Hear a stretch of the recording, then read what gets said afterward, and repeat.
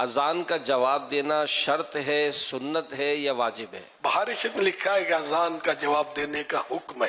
جب اذان دی جائے تو اس وقت بات چیت، کام کاج جہاں تک ممکن ہو روک کر اس کا جواب دے، ثواب بہت ہے اس کا.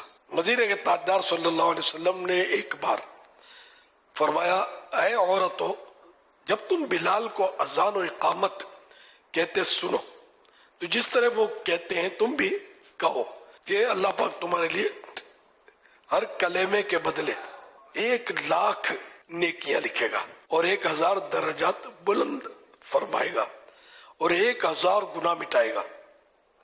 خواتین نے سن کر عرض کی، یہ تو عورتوں کے لیے ہے، مردوں کے لیے کیا ہے؟ فرمایا مردوں کے لیے دگنا یعنی ڈبل. ابھی جو حدیث ہم نے سنی اس کی تفصیل سن لیجیے. اللہ اکبر اللہ اکبر یہ 2 کلمات ہیں. اس طرح پوری اذان میں کل 15 کلمات ہیں، 15 الفاظ ہیں. اگر کوئی اسلامی بہن ایک اذان کا جواب دے، یعنی مؤذن صاحب جو کہتے جائیں اسلامی بہن بھی دہراتی جائے، تو اس کو 15,00,000 نیکیاں ملیں گی، 15,000 درجات بلند ہوں گے. 15,000 درجات گریڈز، 15,000 میں 15,000 گریڈز اپ ہوں گے. تو 15,00,000 میں 15 لاکھ نیکیاں ملیں گی اور 15,000 اور 15,000 گناہ معاف ہوں گے. اور اس طرح بھائیوں کے لیے یہ سب دگنا ہے، ڈبل ہے. فجر کی اذان میں 2 مرتبہ الصلاۃ خیر من النوم بھی ہے. تو یوں فجر کی اذان میں 17 کلمات ہو گئے، 17 ورڈز ہو گئے. اور اس طرح فجر کی اذان کے جواب میں 17 لاکھ نیکیاں، 17,000 درجات کی بلندی اور 17,000 گناہوں کی معافی ملی. اور عیسائی بھائیوں کے لیے دگنا. اقامت میں 2 مرتبہ قد قامت الصلاۃ بھی ہے. یوں اقامت میں بھی 17 کلمات ہوئے، یعنی 17 ورڈز ہوئے. تو اقامت کے جواب کا ثواب بھی فجر کی اذان کے جواب جتنا ہوا. الحاصل اگر کوئی اسلامی بہن اہتمام کے ساتھ روزانہ 5 نمازوں کی اذانوں اور 5 اقامتوں کا جواب دینے میں کامیاب ہو جائے تو اسے روزانہ 1,62,00,000 نیکیاں ملیں گی، 1,62,000 درجات بلند ہوں گے اور 1,62,000 گناہ معاف ہوں گے.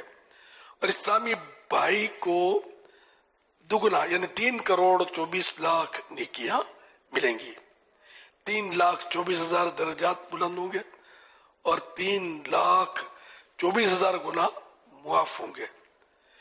تو یوں بہت ساری نیکیاں اذان میں لوگ مصروف ہوتے ہیں، بات چیت کر رہے ہوتے ہیں، جو کر رہا ہے وہ کر رہے ہوتے ہیں، جاری ہوتا ہے. مطلب جو اس کا کوئی نوٹس نہیں لیتے، ایسی لے رہے ہوتے ہیں. تو ایسا نہیں کرنا چاہیے. اذان ہو تو سائلنٹ ہو کر جواب دینا چاہیے. اب جگہ جگہ سے اذانوں کی آوازیں آ رہی ہیں تو یہ کہ ہر اذان کا جواب تو ہر ایک دے نہیں سکتا.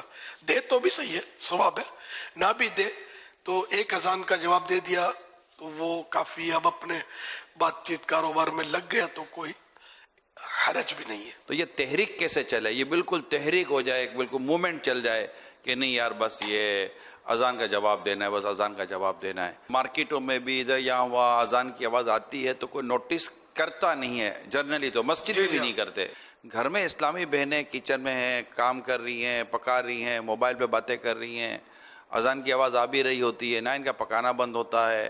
میں نہیں کہتا بھائی مطلب کہ سالن جلنے دے یا دودھ ابلنے دے، بھلے باہر نکل آئے، لیکن اگر ان کا مائنڈ بنا ہوا ہوگا کہ یار ہمیں اذان کا جواب دینا ہے اور یہ اتنی کروڑ نیکیاں، یہ لاکھوں درجات کی بلندی اور گناہوں کی مغفرت اور یہ بخشش کی جو باتیں ہو رہی ہیں، تو یہ تو روزانہ کی بنیاد پر. تو یہ پوری میں خود یہ بھی جیسے آج کوئی ایسی تحریک چلے، ہماری اسلامی بہنیں تحریک چلائیں، ہمارے اسلامی بھائی تحریک چلائیں کہ اذان کا جواب دو، اذان کا جواب دو.